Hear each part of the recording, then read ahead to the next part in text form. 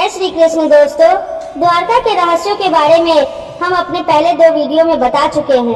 अब उनके रहस्यों के बारे में हम आगे जानते हैं। वर्तमान में समुद्र में छिपी अवशेषों की खोज की जा रही है। आइए जानते हैं इस पर हमारे वैज्ञानिक क्या कहते हैं। महाभारत के अनुसार प्राचीन द्वारका समुद्र में डूब गई थी। इसके कारण आज यह एक महत्वपूर्ण धार्मिक स्थल के रूप में उभर रही है। सबसे पहले द्वारका के समुद्र अवशेषों पर ध्यान दीजिए। भारतीय वायुसेना के पायलटों का उन पर ध्यान गया था जब वे समुद्र के ऊपर से उड़ान भर रहे थे। इसके 1970 में जामनगर के गैजेटर में इसका उल्लेख किया गया। इससे पहले कई लोग का मानना था कि द्वारका एक काल्पनिक नगरी है और काल्पनिक कहानियों का कोई आधार नहीं। महाभारत के अनुसार श्री कृष्ण ने कहा था कि द्वारका एक ऐसी भूमि पर बसी है जब समुद्र में से जमीन निकली थी, जब दोबारा अपनी वापसी जगह पर चली गई तो द्वारका नगरी डूब गई। द्वारकाधीश मंदिर के पास शुरू हुई पानी के नीचे की खुदाई में कई प्राचीन मंदिरों के अवशेष मिले। यह स्पष्ट हुआ कि जैसे जैसे समुद्र का जल स्तर बढ़ा, मंदिरों को कई जगह पर स्थानांतरित किया गया था। इसमें प्रसिद्ध भारतीय पुरातत्ववेद डॉक्टर एस.आर. राव को प्रेरित किया कि समुद्र के किनारे खुदाई की जाए, जिससे पता लगाया जा सके कि डूबे हुए शहर का असली प्रमाण मिल सके। उन्हें हम देख सकते हैं या नहीं। सन 1969 में डॉक्टर एस.आर. राव और उनकी टीम ने द्वारका की खुदाई शुरू की। उन्हें महाभारत की तिथि और ऐतिहासिक प्रमाणों के संदर्भ विवादों में द्वारका के अनिश्चित उत्खनन के लिए प्रेरित किया।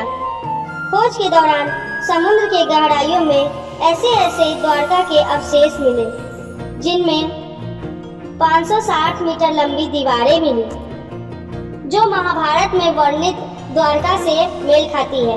पौराणिक ग्रंथों में उल्लेखित 50 खंभों में से 30 खंभे इस खोज में पाए गए। इसमें साथ ही उन्हें वहां कई प्राचीन बर्तन मिले, जिनमें 1528 से लेकर 3000 ईसा पूर्व के बीच पाई गई। खोज में करीब 500 से ज्यादा वस्तुएं प्राप्त हुए, जिनमें पत्थर के ब्लॉक, खंभे और सिंचाई के अवशेष शामिल थे। इन खोजों की वास्तविक रूप पर विवाद जारी है, परंतु यह सबूत इस बात की पुष्टि करती है कि द्वारका कोई काल्पनिक नगरी नहीं है। द्वारका नगरी वास्तव में मौजूद थी। समुद्र वैज्ञानिकों का मानना है कि दक्षिणी तट पर अवशेष 9000 साल से भी ज्यादा प्राचीन है। 2005 में भारतीय पौराणिक सर्वेक्षण द्वारा द्वारका नगरी की खोज फिर से शुरू की गई। 2007 में कच्छ की खाड़ी के पास पुरातत्वों की खोज गोताखोरों की मदद से समुद्र के भीतर उत्खनन किया गया।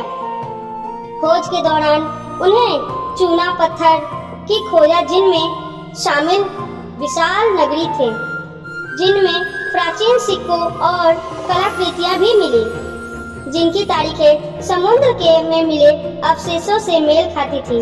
पुरातत्वों के विशेषज्ञों के अनुसार द्वारका का तटीय इलाकों में 9 किलोमीटर लंबी प्राचीन नदी भी खोजी गई, जिसके किनारे प्राचीन शिल्प कला के अवशेष भी पाए गए।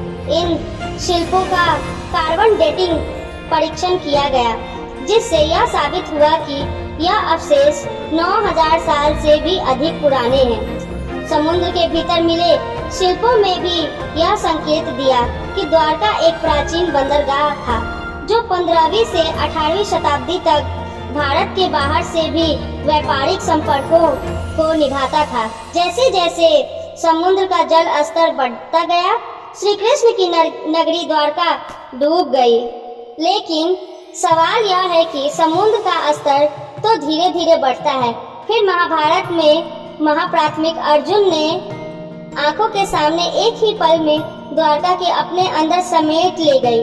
आज भी कई लोगों महाभारत रामायण में भगवान विष्णु के अनेक अवतार को मिथक मानते हैं, लेकिन द्वारका ही नहीं और भी कई खोज है इस बात का प्रमाण देती है कि मानव का अस्तित्व केवल हड़प्पा और मोहनजोदाड़ो के समय तक ही सीमित नहीं है, बल्कि उससे पहले हजारों साल पहले का है।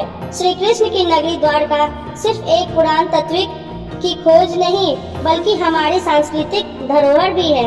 हमारी आस्था और विज्ञान को एक साथ जोड़ती है। जैसे जैसे हम आगे बढ़ते हैं, हमें याद रखना चाहिए कि प्राचीन सभ्यताओं और उसके अवशेष सिर्फ हमारी संस्कृति का अवशेष नहीं, बल्कि उस समय की महानता और बौद्धिकता भी झलकने देते हैं। अगर आपको यह वीडियो पसंद आई हो तो इस वीडियो को लाइक करें और शेयर जरूर करें और हमें कमेंट करके बताएं कि आप और किस किस विषय में जानकारी चाहते हैं। तब तक के लिए जय श्री कृष्ण।